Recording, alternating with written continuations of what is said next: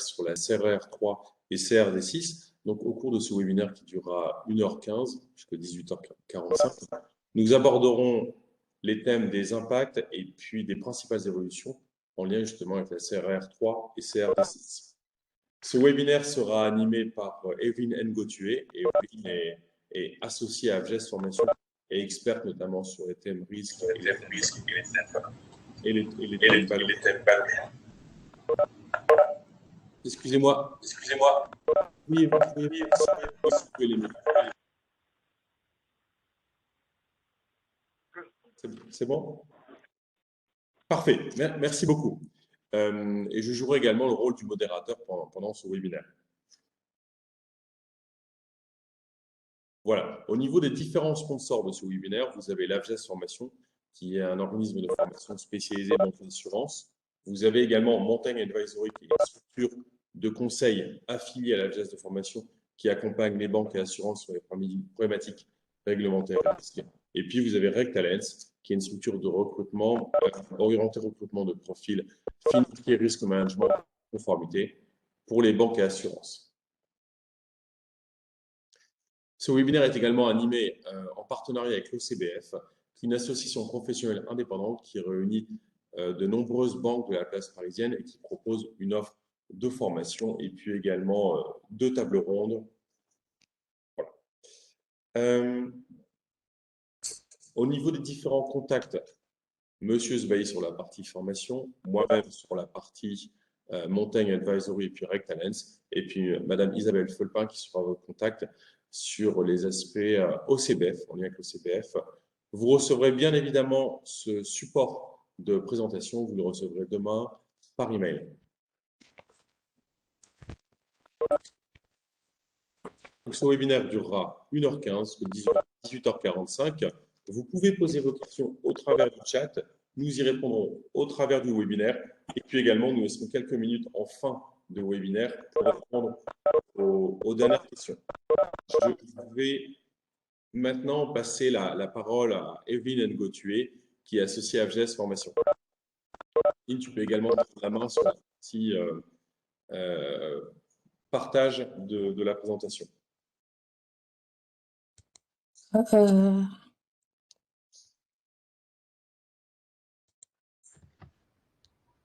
Bonjour à tout le monde, vous m'entendez correctement? Très bien, Evelyne. Oui? Oui, très bien. Et bonjour.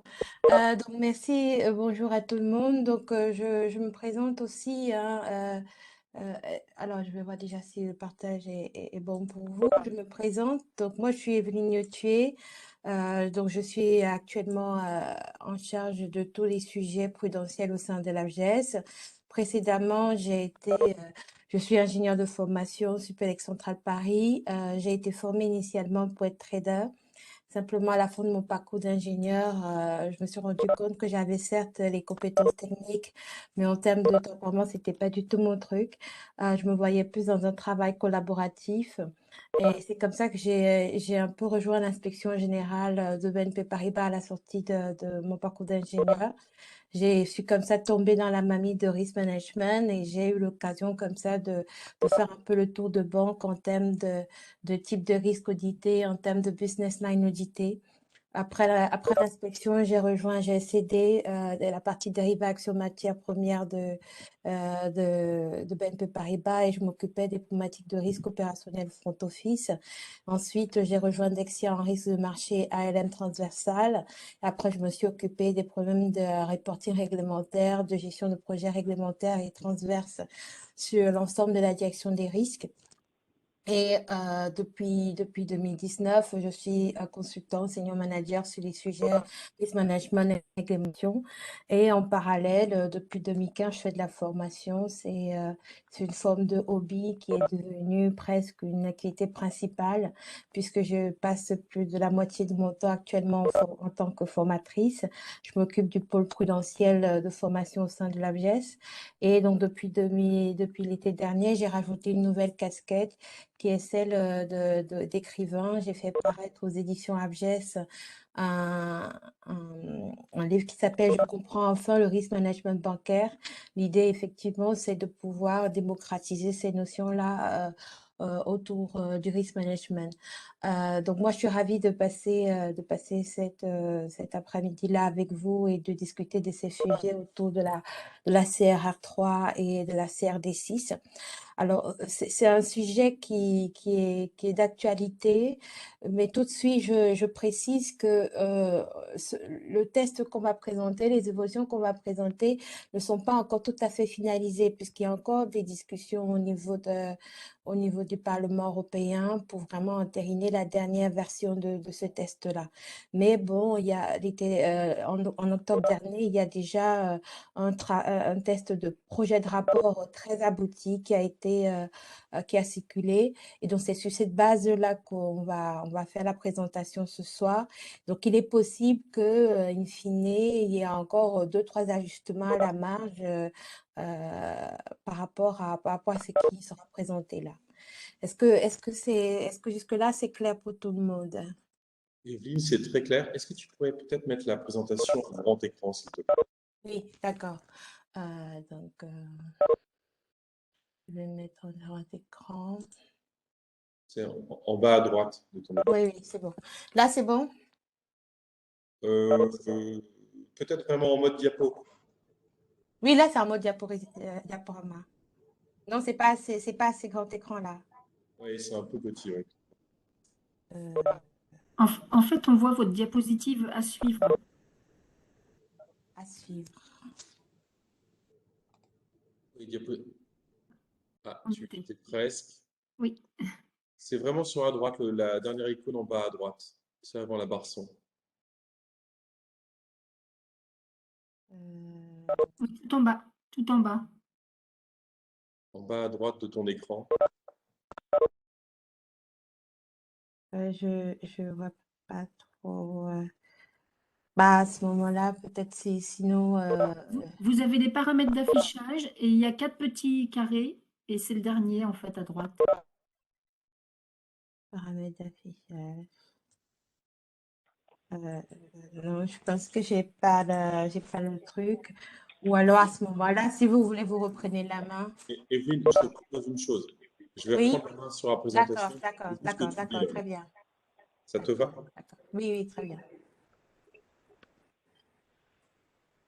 Là,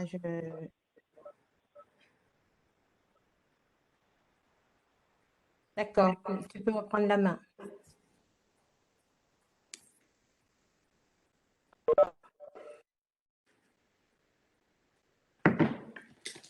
Voilà.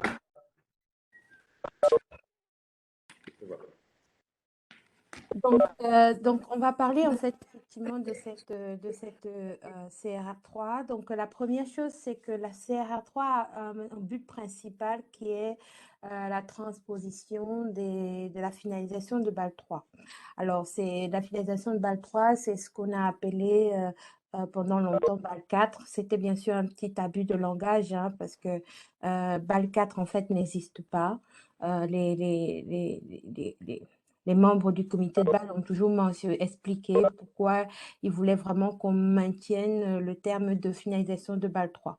Alors, pourquoi est-ce qu'on parle de finalisation de Bâle 3? C'est que tout part bien sûr de la suite de la crise des subprimes, où on s'est rendu compte qu'on s'était à peu près complètement trompé sur les niveaux de fonds propres dont les banques avaient besoin, sur les niveaux de la gestion de la liquidité qui n'était pas du tout appréhendée, qu'on s'était complètement trompé aussi sur la façon de calculer les RWA, donc les encours pondérés de risque. On s'était aussi complètement trompé sur l'évaluation des risques réels auxquels sont soumises les banques. Et donc, en fait, on sort de la crise de subprime en 2009-2010 avec un chantier colossal à implémenter parce qu'il faut à peu près tout revoir. Ce dont on s'était rendu compte déjà, c'est que le niveau de fonds propres était insuffisant. Donc, il fallait augmenter les fonds propres en quantité et en qualité. C'est pour ça que la proportion de ce TO1 qui est requis dans le bilan des banques a explosé, dans les fonds propres des banques a explosé parce qu'effectivement, il fallait augmenter les fonds propres de base dure des banques. Et c'est comme ça aussi qu'on a mis en place tout ce qui est coussins, les coussins de conservation, coussins contracycliques, coussin pour banque d'importance systémique, coussin pour risque systémique. C'est aussi pour ça qu'on a mis en place le fameux ratio de levier. Et en même temps, on s'est aussi rendu compte qu'on avait très mal appréhendé les sujets de liquidité. Et c'est comme ça que dans la version de BAL 3 qui est sortie en 2013, on a aussi mis en place les fameux ratios de liquidité qui sont le LCR et le NSFR. Mais à ce moment-là, on savait déjà que c'était une vision partielle du chantier parce qu'il y avait toute la problématique autour du calcul des fameux RWA, des encours pondérés de risque qui n'avaient pas été traités. Si vous vous rappelez, c'est BAL2 qui a introduit la possibilité d'utiliser les modèles internes ou les métaux standards. Et simplement, les banques ont tellement bien compris les avantages des modèles internes qu'elles ont finalement suroptimisé les possibilités de réduction des RWA des modèles internes. Et dans ce cadre-là, en fait, on s'est rendu compte que aujourd'hui, il y a une forme de méfiance générale sur la façon dont les banques calculent les RWA en modèle interne. Il y a aussi une volonté de rétablir un peu l'égalité et comment on dit, les conditions de commerce un peu équitables entre les banques qui ont la possibilité de pouvoir déployer des modèles internes versus celles qui sont obligées de rester en méthode standard.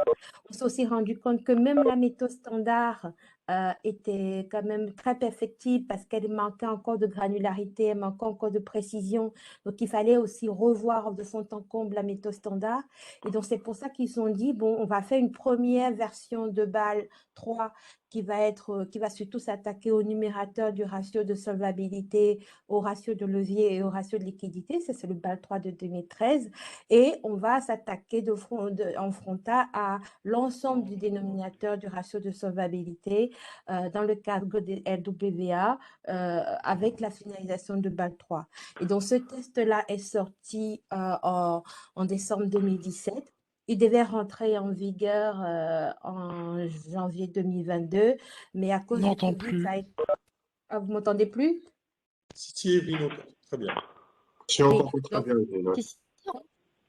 donc ce test de finalisation de BAL 3 est sorti en décembre 2017 et il a été, il devait être rentré en vigueur en janvier 2022 et c'est à cause du contexte Covid qu'il a été décalé en 2023. Et donc là, moi, je parle du test qui est donc défini par le comité de BAL, qui est donc le groupe des banquiers centraux du G27. Ce test-là n'a absolument pas vocation à être une loi, c'est pas obligatoire. Il devient obligatoire lorsqu'une juridiction décide de la transposer en droit régional. Et donc, il fallait que ce test de finalisation de BAL 3 soit transposé ensuite dans le droit européen. Et donc, c'est finalement le test de CRR3 qui se propose, de CR3 et de CRD6, qui se propose en fait de transposer en droit européen le test de finalisation de BAL 3. Donc, si je résume, c'est vraiment restaurer la confiance sur le calcul des RWA, remettre de l'équité dans le calcul, réduire les marges de manœuvre qu'on peut utiliser en termes d'optimisation, notamment à l'aide des modèles internes, améliorer la granularité et la sensibilité au risque des calculs des RWA. Est-ce que c'est clair? Oui? Très clair. Donc, on peut passer au stade d'après.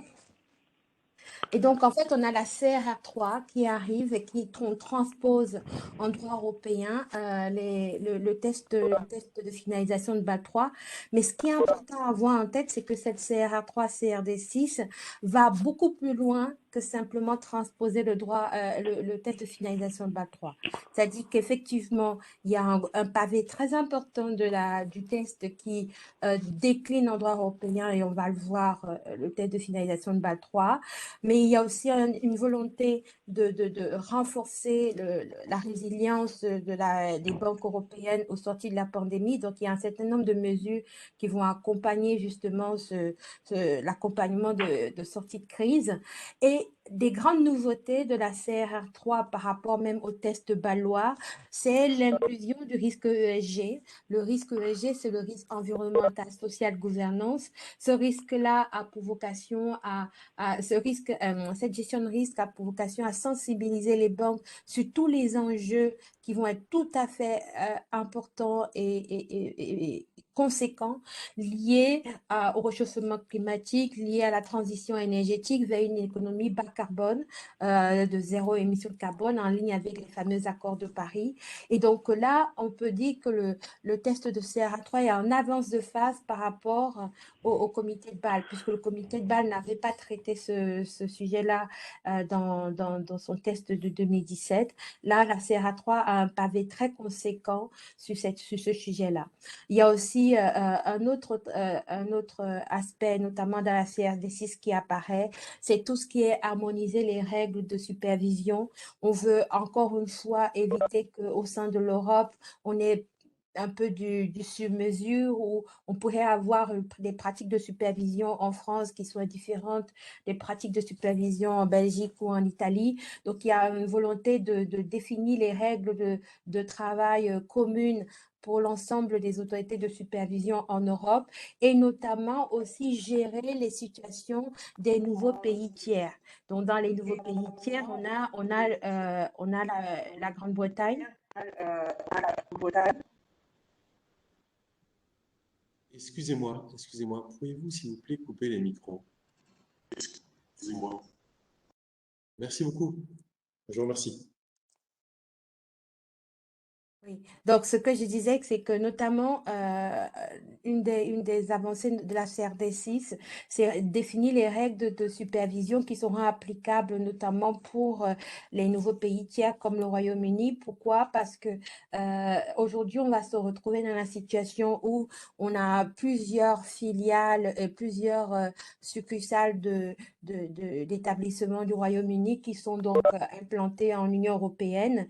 Et les autorités de supervision européennes n'ont pas tous les bons outils, les bons mandats pour pouvoir superviser ces entités-là, puisqu'elles ne relèvent plus de leurs droits. Donc, il faut effectivement accompagner le dispositif de supervision européen avec, dans le tuto Brexit.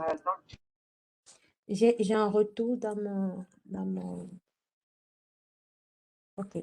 Et la dernière chose aussi qui est très importante, en fait, dans le cadre de la CRR3, c'est tout ce qui est travail des différentes autorités, régulateurs et autorités de supervision pour réduire les coûts administratifs liés au reporting et à la publication. Et dans ce sens-là, le BA va avoir un rôle tout à fait central dans la gestion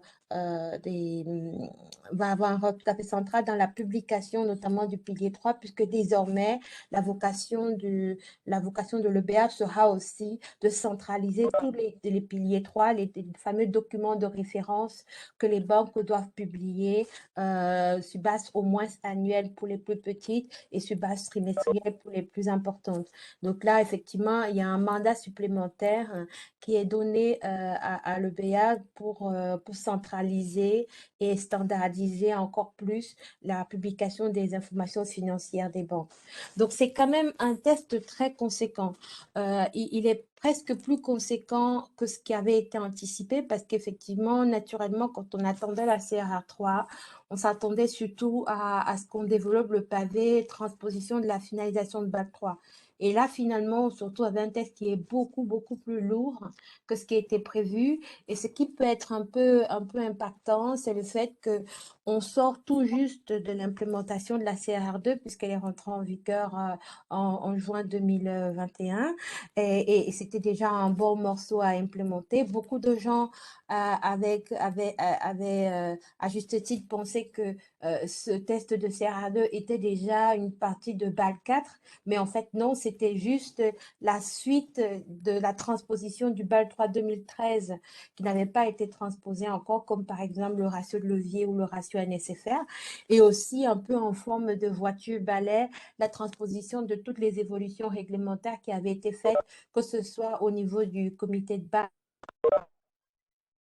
du FSC Feasibility Board entre 2013 et 2016. Donc, effectivement, on sort à peine d'un gros chantier qui s'appelait CRR2. Il y en a encore qui n'ont même pas complètement fini de le décliner et implémenter en interne. Et il va falloir déjà se préparer au prochain chantier de CRR3. Oui, merci. Donc, quand je dis qu'on va vraiment aller dans un avant-après très conséquent, c'est qu'aujourd'hui, jusqu'avant juin 2022, donc juin 2021, avec l'entrée en vigueur de la CRR2, on avait les différentes méthodes là, qui étaient applicables pour le calcul des fameux RWA. Donc, en risque de crédit, on a ce qu'on appelle l'IRBF. Il faut voir que dans les méthodes internes, en fait, on a deux types de méthodes internes. Les méthodes internes de crédit Internal Rating Base, IRB. Il y a une méthode qu'on appelle IRBF où c'est la probabilité de défaut qui est modélisée et les autres paramètres sont imposés par le régulateur et versus l'IBA où là, effectivement, tous les paramètres balois sont modélisés par la banque. Et ensuite, avec la méthode standard. Pour le risque de marché, on avait la méthode standard qui est un peu la méthode par défaut et après la méthode qui s'appuie sur les modèles internes VAR. Cette modèle interne VAR avait déjà évolué avec ce qu'on a appelé la BAL 2.5, puisque dans le cas de BAL 2.5, on avait introduit tout ce qui était stress VAR, IRC, CRM, mais bon, on restait toujours dans la logique d'utiliser la VAR, qui est la VAR qui est la perte maximale potentielle qu'on peut avoir sur un portefeuille de trading à un indice de confiance donné. Et en général, pour les calculs balois, on partait sur l'indice de confiance de 99%.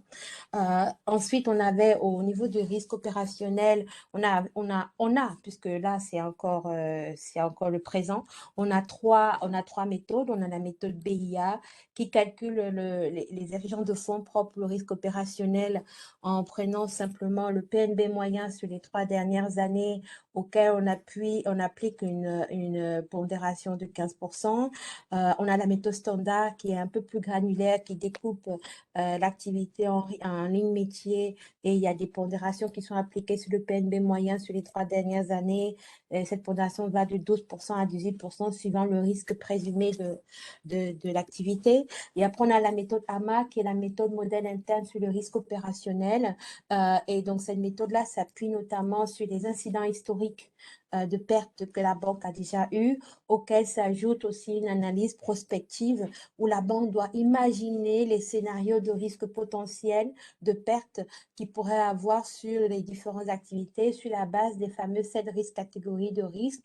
Donc, opérationnel, on a la fraude, on a interne, externe, on a tout ce qui est destruction de bâtiments, on a les sujets liés aux pratiques commerciales inappropriées ou au sujet IT et autres. Au risque de contrepartie, on avait effectivement 4 méthodes qui étaient en place. Donc, il y avait une époque sur l'exposition initiale, le mark-to-market, la méthode standard, la méthode internal model méthode, c'est la méthode modèle interne pour le risque de contrepartie.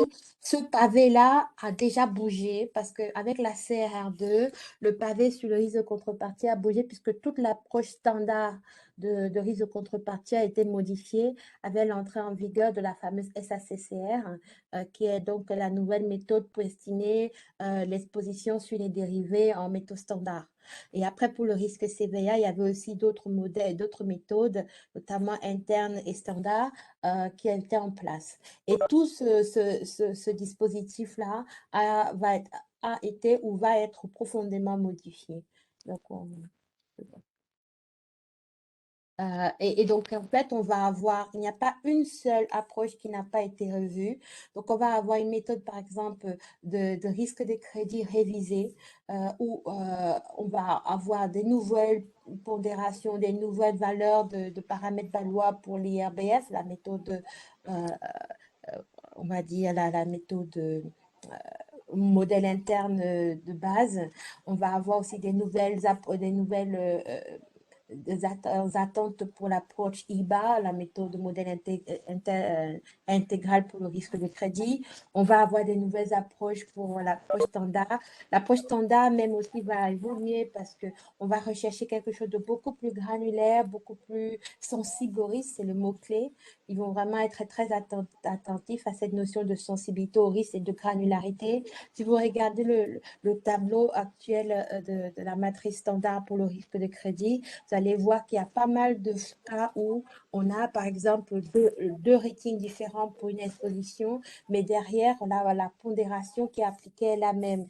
Et donc, quelque part, ça montre qu'on n'est pas encore très, très fin dans la sensibilité au risque, dans la granularité du risque et l'adéquation de la pondération face au risque réel de l'exposition. Et donc, l'approche standard va aussi essayer de remédier à ce problème-là pour avoir vraiment une forme de bijectivité beaucoup plus importante entre le risque et la pondération. En ce qui concerne le risque de marché, on va avoir la mise en œuvre de ce qu'on appelle la FRTB, la Fundamental Review of Trading Book, qui va en fait refondre de fond en comble l'approche qu'on a aujourd'hui pour le risque de marché. On va voir ça dans les slides suivants, mais effectivement, déjà, on va avoir une nouvelle approche standard alternative qui n'est standard que de nom, dans le sens qu'elle est standard parce que normalement, à partir du même point A, on peut tous arriver au même point B, mais simplement, il faut avoir en tête qu'elle est quand même autrement plus complexe et gourmande en données que l'approche standard qu'on a connue jusqu'à présent. Donc, il faudra pouvoir se mettre en œuvre, se mettre en capacité de suivre par rapport à cette approche standard-là. Et l'approche modèle interne, donc on va abandonner un peu les modèles internes de VAR pour utiliser un autre indicateur dont on va reparler tout à l'heure, qui s'appelle Expected Shortfall. Et cet indicateur, justement, va essayer de remédier à quelques lacunes du modèle de VAR qui existe, mais simplement, cette nouvelle méthode interne est aussi extraordinairement complexe. Il y a beaucoup de banques qui ont voulu implémenter cette méthode interne là, de risque de marché et qui ont dû rebrousser chemin et qui ont même renoncé à leur modèle interne qu'elles avaient avant pour revenir en méthode standard, tellement c'était complexe à implémenter. Donc voilà, c'est un chantier colossal à venir. Pour le risque opérationnel, ils ont décidé de faire table rase en fait de tout ce qui avait été fait avant, donc tout ce qui est méthode BIA standard et AMA, modèle interne, tout ça, ça va être entre guillemets mis de côté pour aller sur une méthode qui est unique, qui s'appelle la SMA, la Standard Measurement Approach. Et cette approche-là va viser à estimer le besoin en fonds propres en s'inspirant d'indicateurs qu'on va appeler le Business Indicator Component, qui est une forme de PNB moyen, mais calculé autrement. Donc, on va reparler de ça. Et aussi qui va s'appuyer sur les données de perte. Avec la petite nuance, c'est que a priori, les Européens n'intégreront pas cette partie de données de perte-là. Donc, on va reparler de ça tout à l'heure. Et pareil pour le risque de contrepartie, on va avoir donc la fameuse SACCR qui, pour le coup, est déjà en vigueur, hein, puisque c'est depuis l'été dernier qu'elle est en vigueur. Et finalement, au niveau de tout ce dispositif, il n'y a quasiment que la méthode modèle interne pour le risque de contrepartie qui n'a pas été modifiée. Tous les autres ont été modifiés. Et pareil, maintenant, on va avoir pour le risque CVA de nouvelles méthodes. Il n'y a plus de modèle interne, mais on va avoir plusieurs méthodes qui sont déclinées suivant le principe de proportionnalité. Donc, on va avoir la méthode standard, standard simplifié, méthode de base, etc. Et il faut voir que ce qui est assez particulier pour ce risque de CVA, c'est que la méthode standard est soumise aux homologations du superviseur. C'est-à-dire qu'on va encore plus loin que ce qu'on a déjà vu, puisque normalement, quand on met que quelque chose est méthode standard, ça veut dire que c'est un peu la méthode par défaut. Là, on va aller dans un niveau de complexité tel que la méthode standard nécessitera une homologation du superviseur et elle est basée sur un certain nombre de modèles réglementaires imposés. Donc ça, c'est un peu le panorama aujourd'hui. Il n'y a aucun petit carré ici qui est neutre à implémenter, qui est simple à implémenter. Donc, ça veut dire que pour ceux qui n'ont pas encore pris le temps de se pencher sur ce sujet-là, vu qu'on part sur un calendrier a priori pour janvier 2025 à implémenter, vous verrez que ce n'est pas trop tôt de vraiment s'y mettre parce qu'il n'y a absolument rien de trivial dans dans tout ce qui est préparé là pour jusqu'à là. Alors, est-ce que c'est clair jusque-là? Est-ce qu'il y a des questions?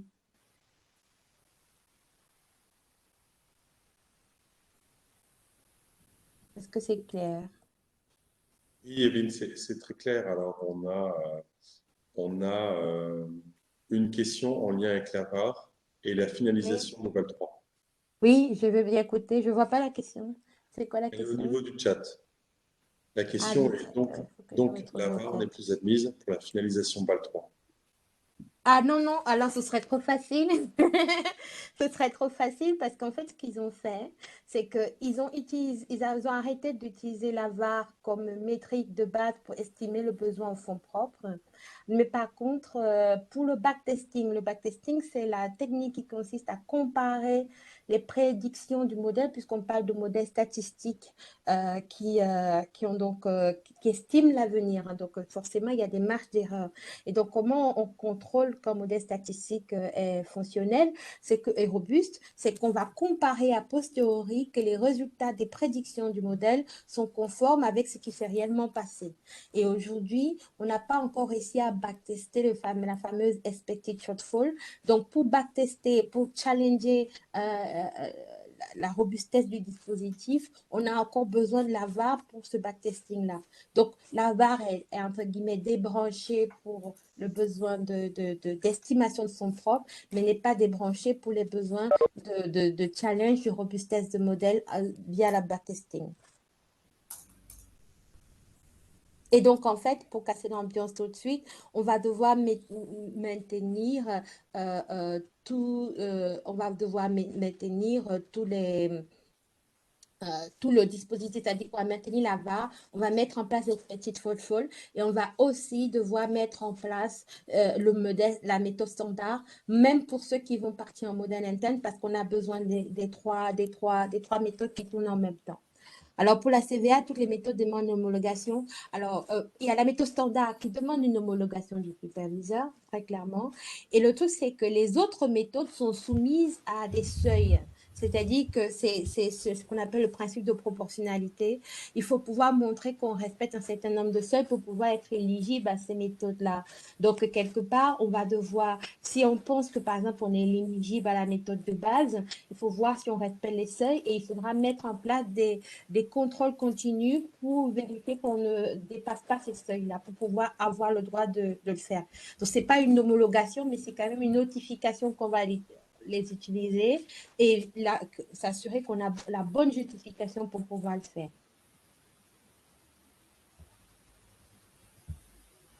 C'est clair?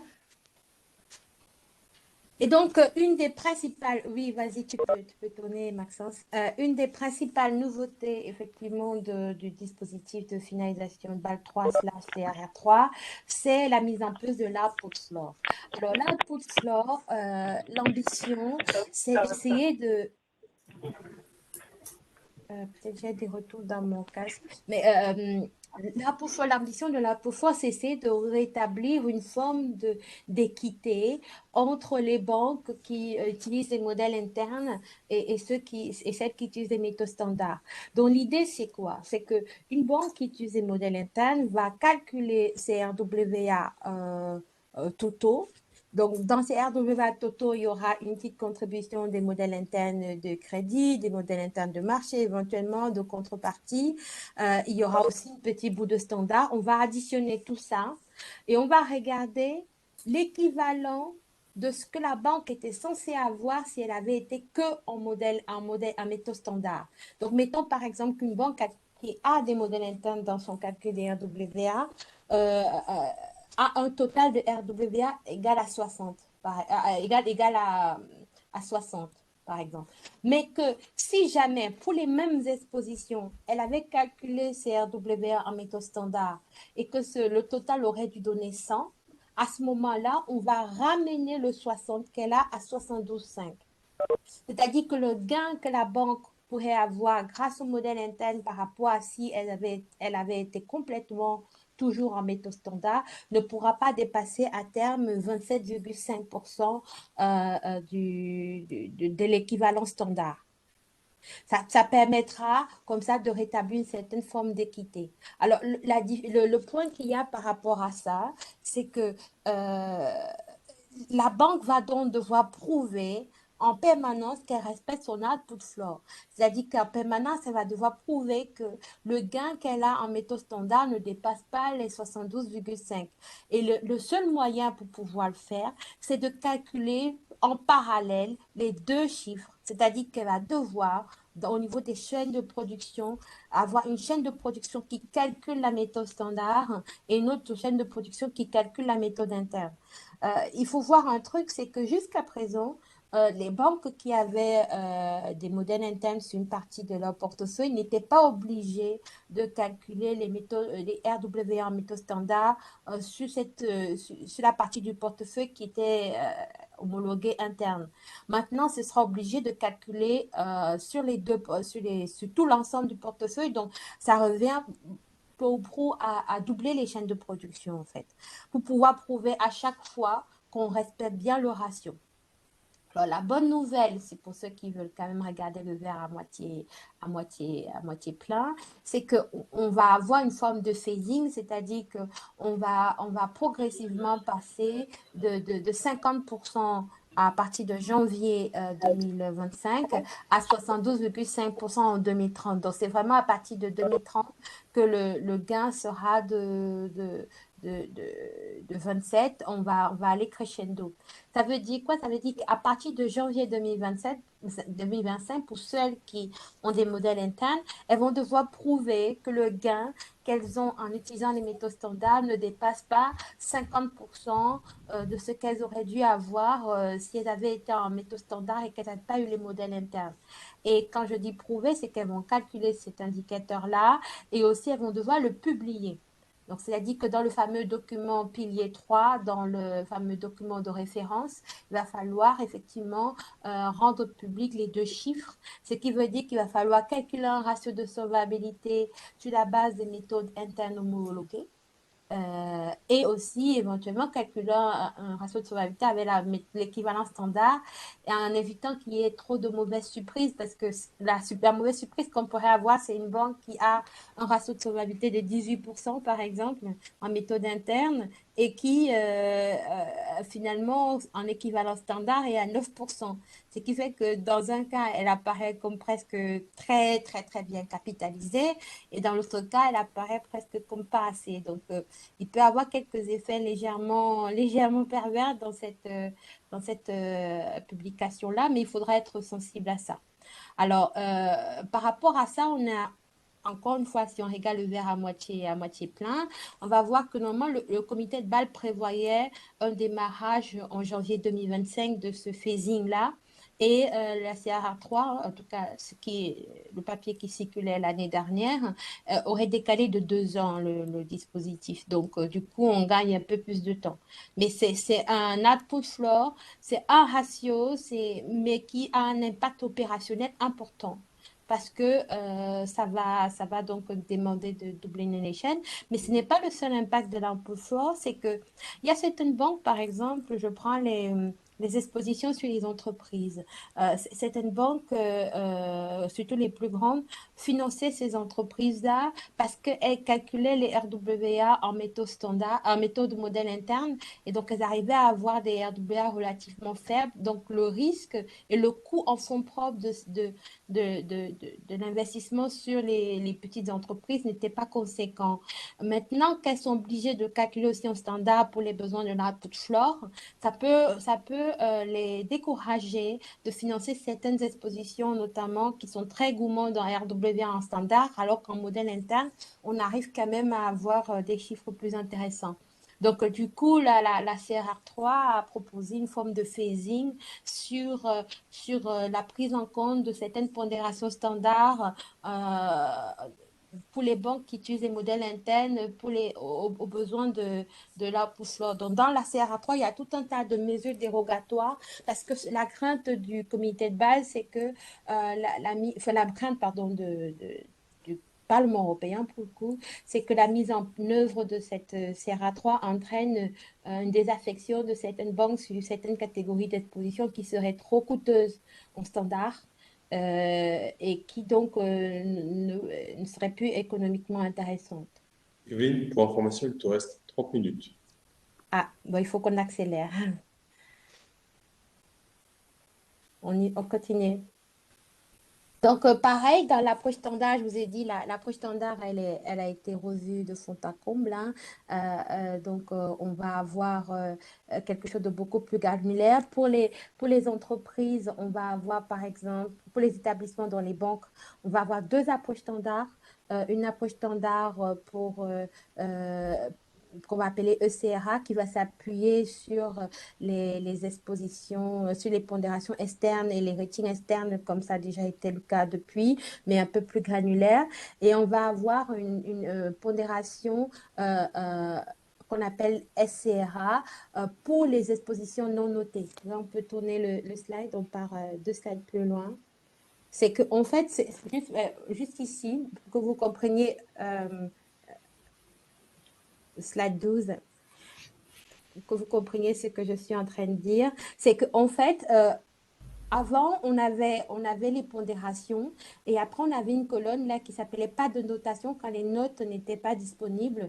Et à ce moment-là, on s'appuyait sur les notes de l'État équivalent pour pouvoir trouver les notes des banques. Et ce qui va changer, c'est qu'au lieu d'avoir ces notations-là, c'est la banque elle-même qui va devoir noter les expositions non notées des banques, slide 13, en découpant finalement les expositions en trois catégories. Donc, il va y avoir ce qu'on appelle une tranche A. Tranche A, c'est pour les banques qui sont avec une très bonne solvabilité et qui respectent toutes les exigences de ratio de fonds propres balois.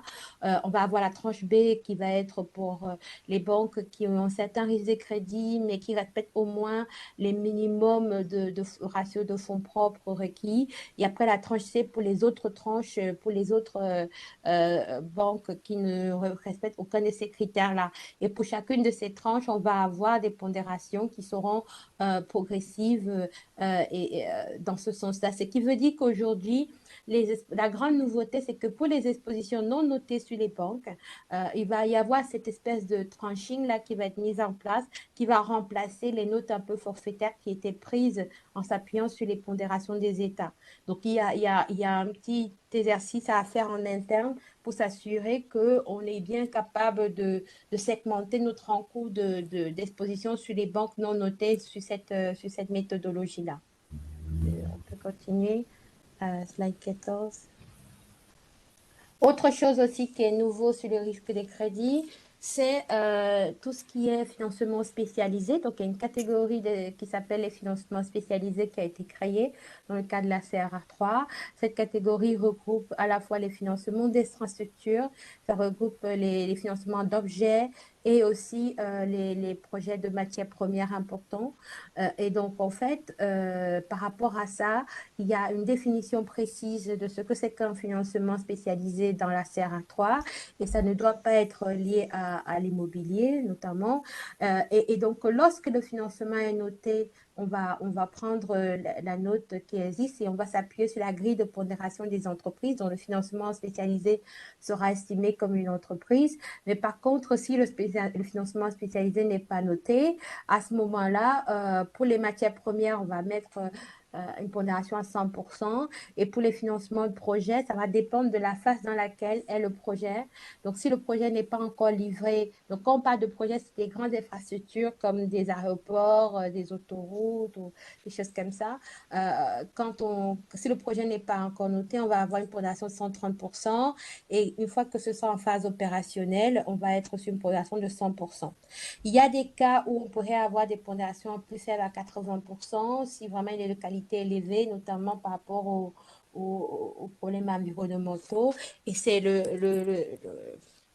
comment on appelle, le BA qui va faire une guideline qui va expliquer exactement la définition précise de ce qu'on appelle un projet de qualité élevée. Donc, ça fait partie des mandats qui ont été donnés à l'EBA dans ce cadre-là. Ce qui est important à voir, c'est que les pondérations qui sont proposées ici ne sont pas cumulables avec le fameux SME factor, c'est-à-dire le facteur de soutien des entreprises, des infrastructures qui avait déjà été mis de 75% dans la CRR2. On ne cumule pas. Donc, si une infrastructure bénéficie déjà de ce facteur-là, il n'y aura pas un doublement de pondération, en fait.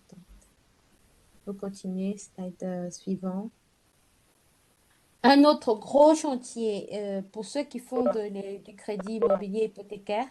Là, on a un gros chantier qui arrive au niveau de ce chantier-là.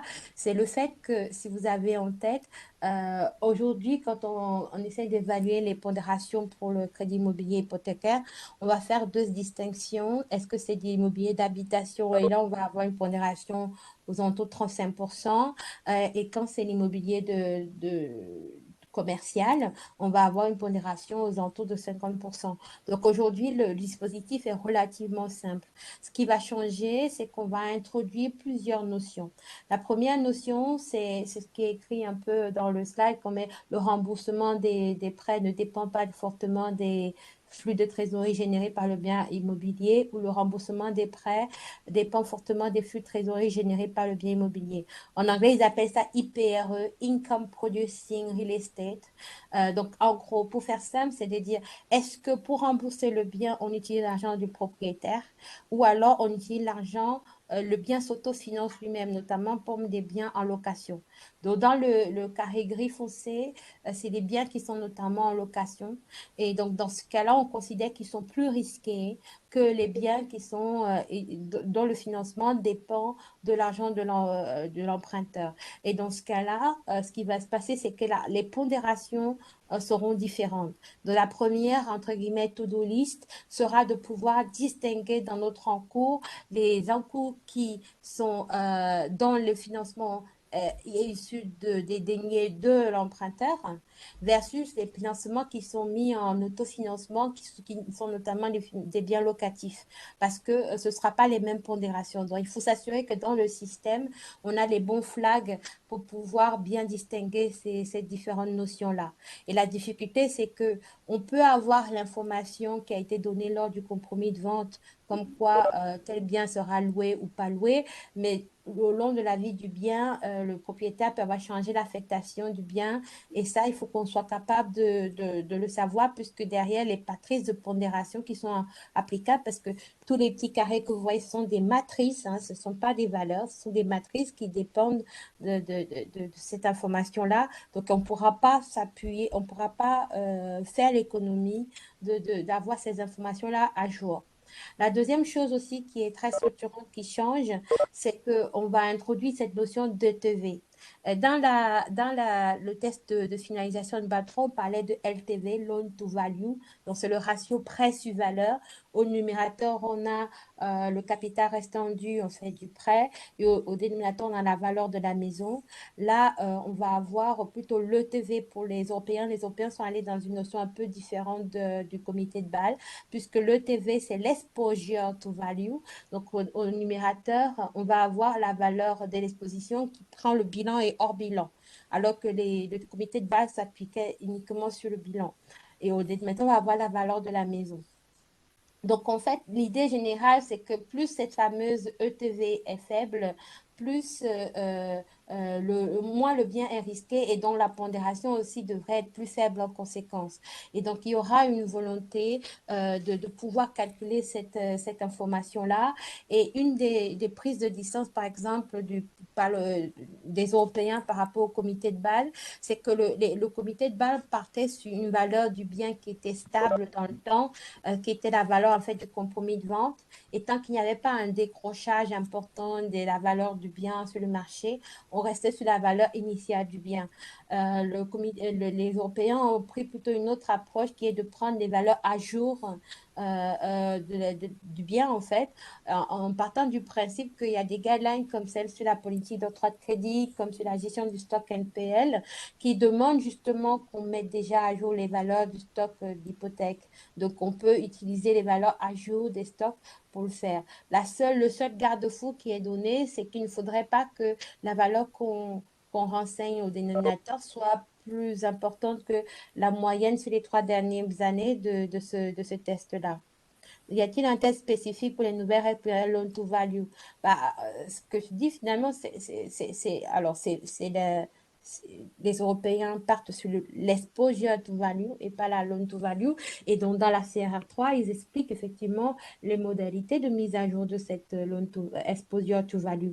Et ce que je disais, c'est qu'effectivement, elle est beaucoup plus dynamique dans son calcul que la proposition du comité de Bâle, puisqu'on met à jour les valeurs des maisons suivant les mises à jour des réévaluations des stocks des hypothèques, comme ça a été prévu. Et une dernière chose aussi qu'il y a à avoir en tête, c'est le fait qu'on va intégrer ce qu'on appelle les ADC, Acquisition Development Construction, c'est les biens en état futur d'achèvement. Et donc, dès lors qu'on a un bien qui est en état futur d'achèvement, notamment dans les grands programmes immobiliers, on va appliquer une pondération de 150% jusqu'à la livraison complète du bien. Oui, on peut vous passer. Alors, pour la méthode IRB dans les modèles internes. Donc, je rappelais rapidement ici qu'effectivement, il existe 2 méthodes internes, hein, IRB Foundation et IRB IBA, IRB Advanced. Dans la méthode IRB Foundation, la banque estime la fameuse probabilité de défaut, mais les autres indicateurs LGD, CCF et maturité sont imposés par le superviseur. Donc, il n'y a qu'un seul degré de liberté. Et donc, dans la méthode IBA, on estime les 4 paramètres et donc il y a 4 degrés de liberté. Cette information-là est importante parce que ça va permettre de comprendre les évolutions qu'il y a eu par la suite. Oui.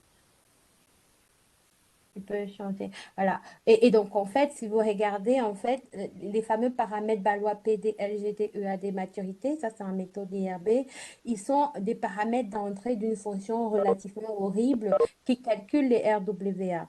Ce qu'il faut avoir en tête, c'est que même si cette fonction est très complexe, hein, mathématiquement, elle est complètement déterministe. C'est-à-dire que, entre guillemets, il n'y a rien à gratter dans le calcul des RWA en dessous. Ce qui est vraiment important, c'est la valeur des entrées là. Et ce qui est aussi important à avoir en tête, c'est que la fonction RWA que vous voyez là dans le slide, elle est croissante des paramètres d'entrée. Donc, pour faire simple, si jamais les valeurs entrées sont faibles, en sortie, ce sera faible. Et si les valeurs d'entrée sont élevées, en sortie sera élevée. Et le sport international qui avait été mis en place par les banques avec les modèles internes, c'était de trouver toutes les astuces possibles et imaginables pour baisser autant que possible ces valeurs de probabilité de défaut, de LGD, de AD, etc.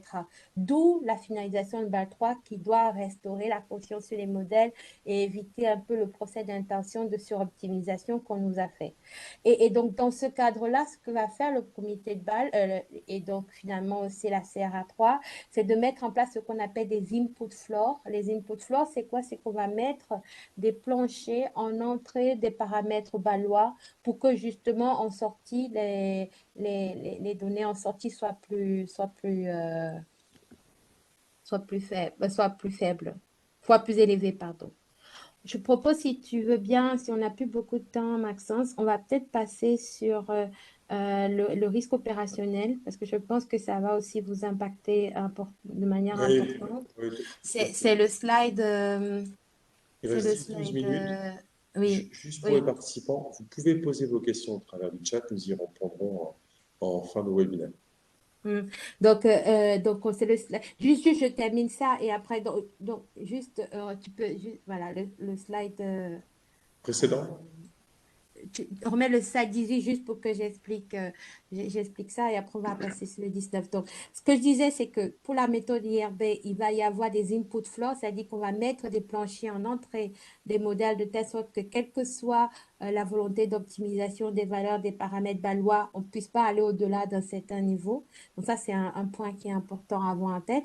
Et autre chose qui va aussi beaucoup changer, c'est qu'on va réduire la valeur des modèles internes. C'est-à-dire que, par exemple, sur les États et les banques centrales, effectivement, on va garder les trois types de modèles standards, appro, interne et IBA. Mais par exemple, sur les expositions sur les banques et les établissements financiers, les expositions sur les entreprises de plus de 500 millions de bilan, on va supprimer l'approche IBA. C'est-à-dire que le maximum qu'on pourra modéliser, c'est la probabilité de défaut. Les autres paramètres seront imposés par le superviseur. On va aussi, par exemple, sur les actions, on va carrément supprimer le droit d'utiliser les modèles internes. Donc, tous ces éléments-là vont faire en sorte que les modèles internes ne sont pas supprimés, mais les possibilités de modéliser sont quand même réduites puisqu'il y a un pan important des expositions qui ne pourront plus être totalement modélisées comme aujourd'hui. Et en plus, à ces suppressions de modèles, va s'ajouter aussi les input floors dans les planchers en entrée. Ce qui veut dire que nécessairement, il va y avoir des modifications à prévoir en termes d'organisation parce que si on avait des équipes qui s'occupaient de faire ces modèles-là, il va falloir voir comment faire évoluer les missions des uns et des autres. Donc, on passe sur le slide 19. Donc, le slide 19, c'est... alors, justement, le 1,06, il a été supprimé par la CRR3. Le 1,06, maintenant, il n'y est plus. Donc, la CRR3 va supprimer le 1,06, qui était une subtilité européenne qui n'existait de toute façon pas dans le test Balois. Donc, de toute façon, ça va être supprimé. Donc, maintenant, au niveau du risque opérationnel, donc ce que je vous ai dit, c'est qu'on va remplacer toute, donc c'est slide 19. Slide 19. Alors, au niveau du risque opérationnel, on va remplacer toutes les méthodes existantes sur le risque opérationnel par une autre méthode qui s'appelle la SMA, Standard Measurement Approach. Et donc, en fait, dans cette Standard Measurement Approach, on va avoir une partie qui s'appelle la composante d'activité. La composante d'activité, dans cette composante d'activité, on va regarder, par exemple, les revenus qui sont sur les activités de service de la banque, sur les activités qui génèrent de la marge nette. Et on va prendre la moyenne des 3 dernières années sur les activités qui génèrent de la marge nette d'intérêt, qui génèrent des activités de service, c'est les revenus nets. À chaque fois, donc, on prend à la fois la partie revenus, mais charges aussi. On va prendre aussi les revenus sur les activités de trading et on va faire tout un tas de suppressions comme les frais administratifs, les impôts, etc. Et l'idée, c'est d'avoir en fait un indicateur d'activité. Et dans l'idée du comité de Bâle, c'est un peu plus on est gros, plus on paye. Et même les charges que la banque peut avoir sont aussi un indicateur de sa taille. Donc, ce n'est pas vraiment du PNB, c'est une autre méthodologie de calcul pour pouvoir avoir ce fameux indicateur d'activité, business indicator. Et après, il va avoir une pondération croissante qui va être appliquée puisque ça va être calculé un peu comme l'impôt sur le revenu. On va avoir une pondération de 12% pour le business indicator qui est inférieur à 1 milliard d'euros et entre 1 milliard et 29 milliards, on va avoir une pondération de 15%. Et au-delà de 30 milliards, on va avoir une pondération marginale de 18%. Donc, on va avoir un composant là qui est le Business Indicator Component, le BIC. Donc, c'est un peu plus t'es gros, plus tu payes. Et après, on va avoir une autre composante qui s'appelle l'ILM qui s'appuie sur les pertes moyennes sur les 10 dernières années supérieures à 20 000 euros. Donc ça, c'est le dispositif balois. Et en fait, l'idée, c'était que le premier, c'est plus t'es gros, plus tu payes. Et si plus tu as pêché quelque part, parce que tu as eu beaucoup de pertes opérationnelles dans le passé, plus tu payes. Alors, ce qui va se passer, c'est quoi? C'est que le comité de Bâle a proposé ça et la CRA3, a priori, ne prendrait pas en compte cet indicateur-là sur les pertes, puisqu'il l'a mis à 1, en fait, et il va s'appuyer uniquement sur le BIC.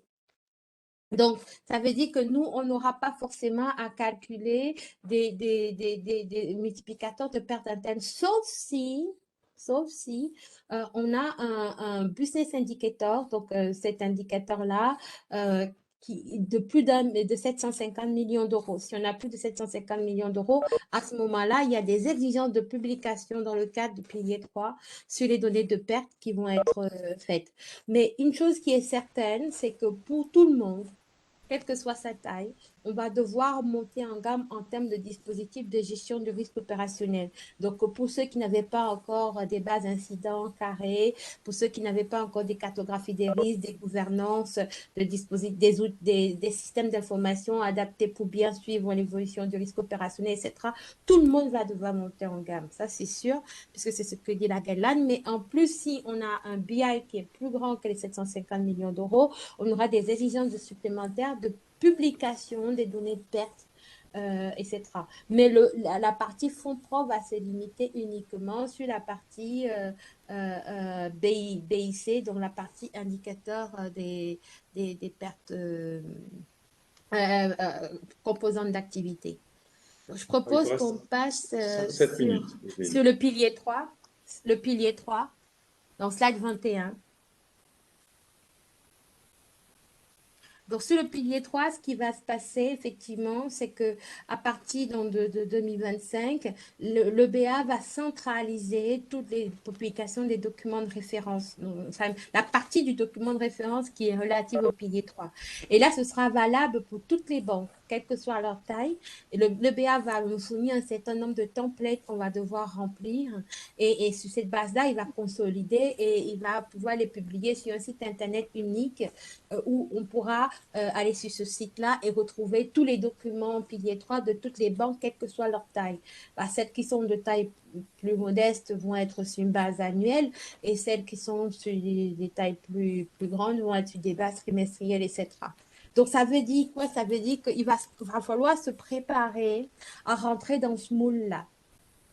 Parce que, en fait, le BA, donc c'est dans le cadre d'un projet qui s'appelle Euclide.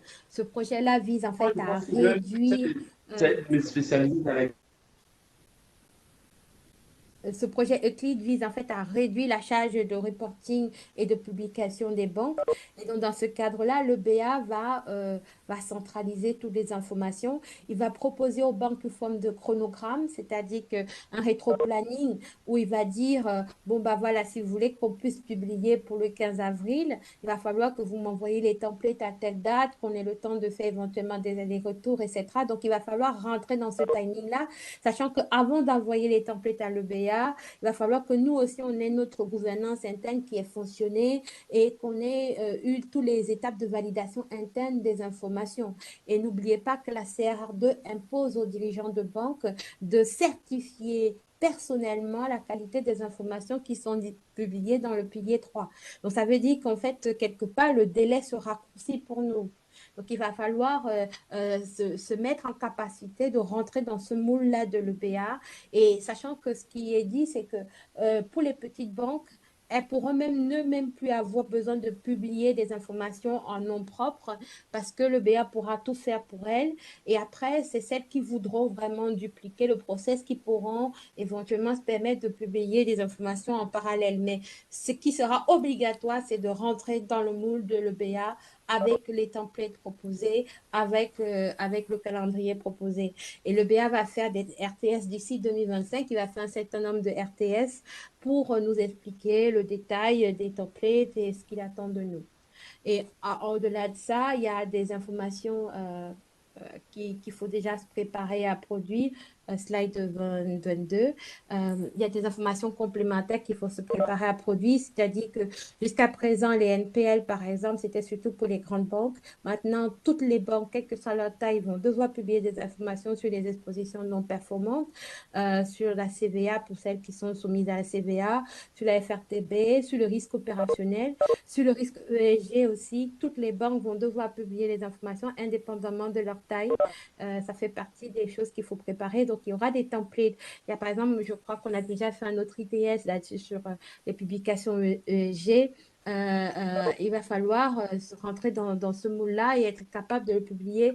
Il n'y a plus de dispense, il n'y a pas de principe de proportionnalité. Enfin, il y a un principe de proportionnalité, mais ce principe ne dispense pas de publier. On va peut-être publier un peu moins que la BNP, mais il faut quand même publier un certain nombre d'informations. Donc ça, c'est des choses qui vont devoir, auxquelles il faudra aussi se préparer. Et en dernier, donc sur le risque ESG, le dernier slide. Donc, sur le risque ESG, donc, comme je vous ai dit, une des grandes nouveautés de la CRR3 par rapport notamment au test de finalisation de BAL 3, c'est cette mise en œuvre et cette inclusion aussi du risque ESG dans le package, hein. Et donc là, il y a des pavés très conséquents, que ce soit dans la CRR3 ou la CRD6. Il y a des informations importantes à avoir en tête. C'est que désormais, le risque ESG doit se gérer comme un risque comme un autre. C'est-à-dire qu'un risque, ça s'identifie, ça se mesure, on définit un cadre d'appétit au risque, on définit des stratégies, on définit des indicateurs, on met en place de la gouvernance, on met en place des reporting et on fait en place une publication là-dessus. Ça, c'est comme ça qu'on gère un risque. De la même façon qu'on le fait pour le risque de crédit ou le risque opérationnel, le risque de marché, il va falloir gérer le risque ESG dans les règles de l'art. Donc, ça veut dire qu'il faut bien qu'on ait en tête le fait que ce n'est pas un truc qui se rajoute comme une série sur le gâteau qu'on gère quand on a le temps. Il va falloir vraiment le professionnaliser. Dans beaucoup de banques, on va avoir des équipes dédiées qui vont vraiment travailler quasiment à temps plein sur ce risque-là, avec une sensibilisation particulière sur le fait que le risque ESG a un effet domino sur les autres risques, puisqu'il impacte beaucoup le risque de crédit, le risque de marché, le risque de liquidité. Donc, il faut qu'on ait aussi même des collaborateurs relativement seniors qui vont être capables de pouvoir évaluer les différents impacts. Il faut comprendre que l'ESG va être pris en compte dans le SREP. Le SREP, c'est l'audit que fait le superviseur sur base annuelle pour les grandes banques et plutôt biannuelle pour les plus petites, enfin, tous les 2 ans pour les plus petites ou les 2-3 ans. Et dans cet audit-là, c'est dans ce cadre-là qu'on détermine notamment le P2R, le Pillar 2 Requirement, qui est l'exigence additionnelle de fonds propres que la banque doit avoir en plus des exigences classiques. Il faut voir que dans les risques qui seront évalués par le superviseur dans le cadre du SREP, il y aura donc ce risque ESG-là. Donc, il faut être préparé à ce que nos superviseurs nous challenge sur notre qualité du dispositif et notre mesure du dispositif et de l'allocation de fonds propres qu'on a mis en face par rapport à ça. Il va y avoir aussi des exigences de publication, comme j'ai dit, donc dans les documents de référence, dans les piliers 3, il va falloir publier un certain nombre d'informations sur le risque ESG dès 2024. Et ce qu'il faut s'attendre aussi, c'est qu'il y a par exemple le coussin pour risque systémique, c'est un coussin qui existe dans les coussins de fonds propres, qui est très peu utilisé aujourd'hui. La CRD6 envisage éventuellement d'utiliser le coussin pour risque systémique pour capter le risque ESG. Au lieu de créer un 5e coussin de fonds propres, ils vont probablement utiliser ce coussin-là. Donc, il faut se préparer à l'idée que ce coussin risque systémique qui est toujours à 0 passe à un chiffre supérieur à 0 selon le niveau du genre ESG qu'aura déterminé les superviseurs nationaux. Et ce qu'il faut aussi savoir, c'est que l'EBA prépare ce qu'on appelle un traitement prudentiel du risque ESG. Ça veut dire quoi? Ça veut dire que pour une même catégorie d'exposition, ce qu'on anticipe, c'est qu'il y aura des pondérations différenciées. Donc, pour une même catégorie d'exposition, pour un même rating, selon que l'actif est considéré comme vert ou brun, parce que c'est un peu l'espèce de ligne, l'axe du mal qui a été défini avec les bons et les mauvais. Et donc, si selon la taxonomie européenne, on n'est pas classé comme vert, à ce moment-là, on risque d'avoir des pondérations en RWA qui sont beaucoup plus sévères que si on est classé vert. Donc, on va avoir un nouvel axe de discrimination, entre guillemets, dans les expositions qui vont aller au-delà du rating de risque des crédits et qui vont intégrer ce côté vert pas vert dans les pondérations. Donc, ce qu'on attend, et si on regarde par exemple les règlements européens, il y a par exemple certains règlements qui vont parler de light green, dark green, donc du vert clair, du vert foncé, du light brown. Donc, on va avoir une espèce de camailleux comme ça d'actifs en allant du vert foncé au brun foncé. marché et probablement il y aura des pondérations aussi affectées différentes en termes de risque. Donc ça, c'est des choses auxquelles il faudrait pouvoir vous préparer. Evelyne, Oui. merci beaucoup. C'était très très intéressant et puis surtout très bien animé. Il nous reste 5 minutes. Je te propose qu'on passe aux questions et puis Oui, j'en profite également pour dire aux participants que vous pouvez également adresser vos questions via le chat. Alors, oui, Julie, nous avions, je vous écoute. nous avions notamment une question sur, en lien avec les ETB, est-ce que c'est un point qui est spécifique au crédit immobilier ou est-ce que ça intègre également les crédits garantis par hypothèque? C'est vraiment, c'est dans la section crédit immobilier hypothécaire. D'accord. Comment va être défini les input floors? Alors, ils ont déjà été définis, hein, c'est dit que ça a été défini sur la PD. Selon le type d'exposition, on va avoir des input floors qui seront définis. Donc, c'est la PD sur les banques, sur les établissements, etc. Ça a été défini aussi sur la LGD aussi. On va avoir une exposition par catégorie d'exposition. On va avoir une input floor par catégorie d'exposition, je veux dire. Et pour le CCF, on va avoir on va avoir une probabilité, une input floor qui va être égale à 50% de l'équivalent en standard. C'est-à-dire que pour l'exposition qu'on a en face de nous, si en standard, on avait un CCF, mettons, de 20%, bah, le floor sera à 10%. Et donc, ça dépendra du CCF standard. Le floor sera 50% du CCF standard équivalent. Sur les Voilà, tests, est-ce qu'on justifie les 1,06? Ça, j'ai répondu. Léla, je ne suis pas sûre d'avoir compris. En termes de méthode retenue, je ne suis pas sûre d'avoir compris la question. Hmm. Est-ce qu'il y a d'autres questions? Oui, s'il vous plaît, pour la LGD, elle est toujours de 40 ou on est passé à 50 pour la LGD? Alors, les pondérations, Euh, la LGD Plutôt 40. en méthode IRBF, la Mhm. LGD en méthode IRBF a évolué effectivement. Donc, on est passé, je crois, de mémoire de 45 à 40, si je ne me trompe pas. Donc, en tout cas, effectivement, les valeurs de la LGD a évolué dans le bon sens, entre guillemets, pour la partie IRBF, c'est-à-dire la partie foundation. Excusez-moi, je vous ai pas entendu, le son a coupé. Vous pourriez répéter, s'il vous plaît, votre réponse?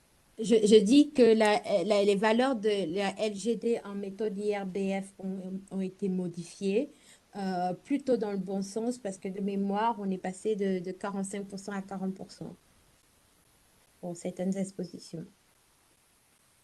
nous avons une nouvelle 30% au lieu des question. 45 précédemment. Merci. Hmm. Merci, madame. Pour Nous les avons slides 22, oui, oui, il est indiqué que pour les sciences du slide 22, on peut revenir sur le slide 22. Il a été indiqué que l'application serait étendue à toutes les entités qui sont étrangères. Alors, dès lors qu'on a l'agrément bancaire dans l'Union européenne, on est dans le scope. Je ne sais pas si je suis claire quand je réponds comme ça. Si J'ai vous une avez question. l'agrément bancaire, vous êtes dans le scope. Oui. Alors, ma question était la suivante, s'il vous plaît. Alors, par exemple, je prendrai l'exemple du risque de marché. On passe de la méthode standard et la VAR à la méthode standard et l'expected shortfall.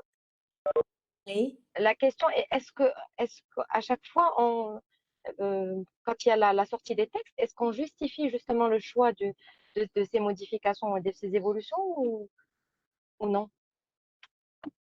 Je Qui sais que justifie? J'ai pas compris. le, Qui le- doit le justifier? régulateur, Bah, il explique parce que, par quand exemple, il y a la les méthode, pardon. ils expliquent pourquoi ils ont changé de méthode. Si c'est ça la question. Ils expliquent, par exemple, que pour la méthode standard pour le risque de marché, elle n'était pas assez granulaire. Donc, on a besoin de quelque chose de beaucoup plus granulaire. Et elle n'intégrait pas tous les facteurs de risque, la sensibilité de chacun des facteurs de risque. Donc, du coup, il a fallu avoir une méthode beaucoup plus granulaire.